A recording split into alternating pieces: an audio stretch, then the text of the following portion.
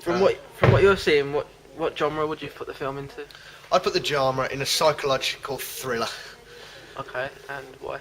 I would put it in there because I think the character Frankie is a very unusual and creative character, and I'd like to know more about it.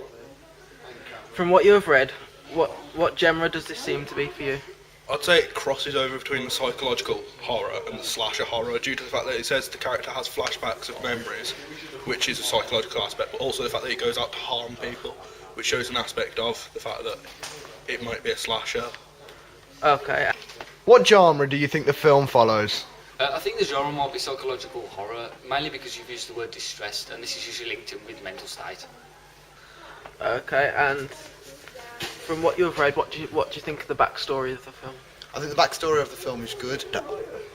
I feel that it has a unique character called Frankie, which I'd like to know more about. What's your opinion on the backstory of the film?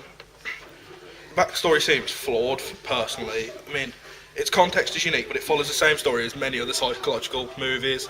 I mean, he had a broken childhood, so he takes it on people in the modern world. What is your own opinion on the backstory of the film?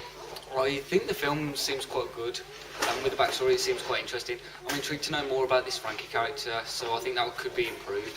It seems you've told me quite a lot about him, but not enough to make it into a film. But other than that, I think it would be really good. Would you go and see the film if it was released in the cinema? If there were some improvements made to it, then yes, I would go and see it, but in its current state, no, I wouldn't. Could you just suggest what improvements we would need? Maybe give the character a bit more depth to his personality and the way he acts and why so, instead of just saying he came from a broken childhood.